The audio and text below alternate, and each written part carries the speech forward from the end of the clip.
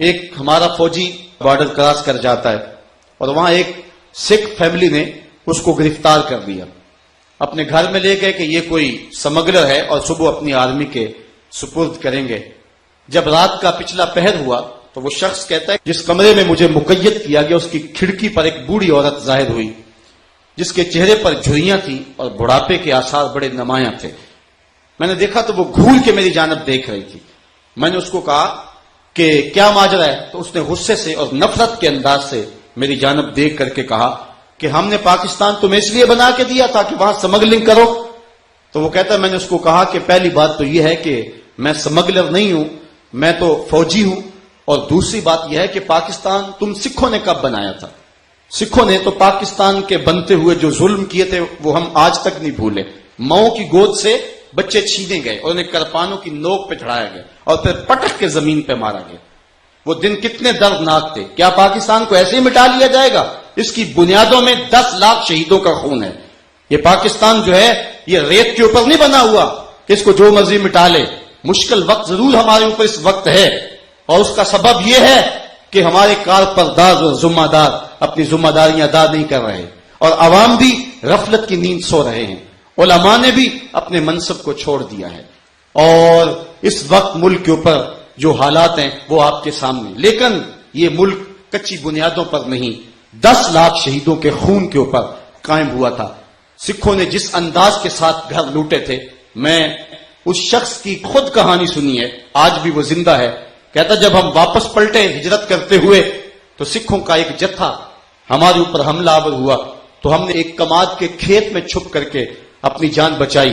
ایک بچہ تھا جو روتا تھا اور سارے قافلے والے گھورتے تھے اس کی ماں کی طرف کہ یہ بچہ ہمیں پکڑوا دے گا اور ہمارا پتہ دے دے گا، تو اس کی ماں نے اپنے ہاتھوں سے اس بچے کا گلا گھونٹ دیا۔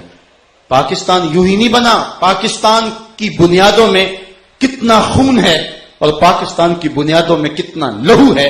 جو راستے ہندوستان سے پاکستان آتے تھے ان میں کوئی کنواں ایسا نہیں تھا جس میں مزید لاشیں گرانے کی گنجائش باقی رہی ہو، اس لیے کہ جب سکھ مسلمان جوان لڑکیوں پر حملہ آور ہوتے تو وہ کنووں میں چھلانگے لگا کے اپنی آبرو کی حفاظت کرتی۔ یہ ان لوگوں سے پوچھیں جنہوں نے یہ سفر کاٹے ہیں، جنہوں نے وہ لمحے دیکھے ہیں۔ تو شخص نے کہا کیا تم نے پاکستان بنایا تھا؟ تم نے تو ماؤں کی گود سے بچے چھین کر کے کرپانوں کی نوکوں پہ چڑھائے تھے۔ تو وہ عورت روئی، اس نے کہا کہ جب پاکستان بنا تو کتنی عورتیں تھیں جو سکھوں کے ہتھے چڑھ گئیں، ان بد نصیب عورتوں میں سے ایک عورت میں بھی ہوں، اور اب بدقسمتی سے ان کے بیٹوں کی ماں ہوں، لیکن ابھی تک اللہ کے فضل سے مسلمان ہوں اور راتوں کو چھپ چھپ کے نماز پڑھتی ہوں۔ میں تمہیں یہ بتانے آئی ہوں کہ اگر تم چھٹ کر کے پاکستان چلے جاؤ تو پاکستانی قوم کو میرا پیغام دینا۔ اس فوجی کے حوالے سے وہ پیغام میں آپ کو پہنچا رہا ہوں جو اس عورت نے جو جوانی کے دور میں 47 میں سکھوں کے ہتھے چڑھ گئی اور پھر ان کے بچوں کی ماں بھی بنی اور آج تک وہ مسلمان ہے۔ اس نے جو پیغام دیا اس کو دل کے کانوں سے سننا اور اس کو گوشے ہوش سے سماعت کرنا۔ اس بوڑھی عورت نے اس فوجی کو کہا اگر تمہیں پاکستان جانا ہوا تو پاکستانی قوم کو میرا یہ پیغام دے دینا کہ پاکستان سے خیانت اور بے وفائی نہ کرنا۔ پاکستان وہ مقدس ملک ہے کہ جب میرے بچوں اور پوتروں کو بخار آ جاتا ہے تو میں پاکستان کا صرف نام لے کے دم کر دیتی ہوں، اللہ شفا عطا فرما دیتا ہے۔ وہ عظیم المرتبت ملک ہے، پاک سرزمین شاد باد، کشور حسین شاد باد۔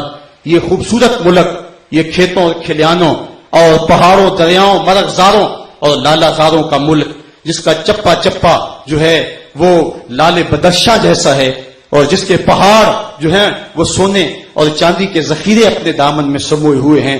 دعا کریں کہ اللہ اس وطن کے ایک گوشے کی حفاظت فرمائے، اس ملک کے چپے چپے کی حفاظت فرمائے اور ہمیں غیرت مند باہمیت حکمران نصیب فرمائے جو اس ملک کی آبرو کی حفاظت کر سکیں۔ اور پاکستان نے صرف جو ہے وہ پاکستانی قوم کے لیے ایک مضبوط سائبہ اور حصار نہیں بننا ہے، بلکہ پاکستان تو عالم اسلام کی امیدوں کا آخری سہارا ہے۔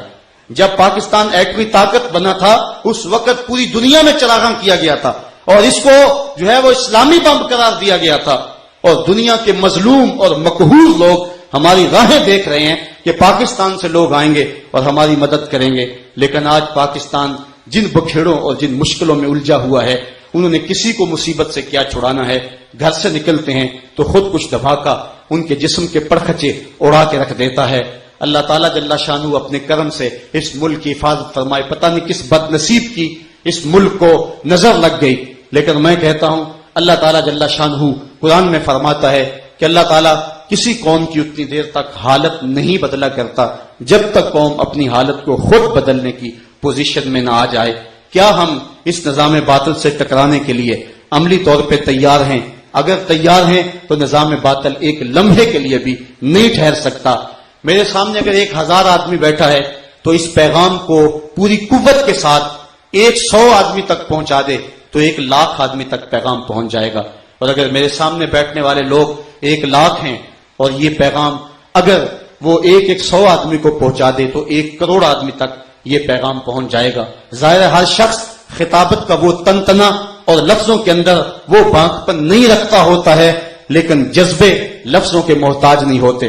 اشہد بلال عند اللہ اشہد، بلال کی اشہد ہی وہ حشر بپا کر دیتی ہے کہ جو لوگوں کے اشہد کے اندر نہیں ہے۔ آج ہمارا المیہ یہ ہے کہ ہمارے خطبے بے روح ہو گئے ہیں، ہمارے لفظ بے نور ہو گئے ہیں۔ اقبال نے اس دکھڑے کو بیان کیا، واعظ قوم کی وہ پختہ خیالی نہ رہی، برق طبعی نہ رہی، شعلہ میں کالی نہ رہی، رہ گئی رسم آذاں روح بلالی نہ رہی، فلسفہ رہ گیا تلقین غزالی نہ رہی، مسجدیں مرثیہ خواہ ہیں کہ نمازی نہ رہے، یعنی صاحب اوصاف وہ حجازی نہ رہے۔ آج ہم نے اپنے اسلاف کی صلاحیتیں اور ان کے جذبے آج پھر اپنے اندر پیدا کرنے ہیں۔ بحیثیت پاکستانی اور بحیثیت مسلم اپنے وقار کو ہم نے بلند کرنا ہے۔ دنیا کے سامنے ہم نے ایک آبرومند زندگی جینے کا گر سیکھنا ہے۔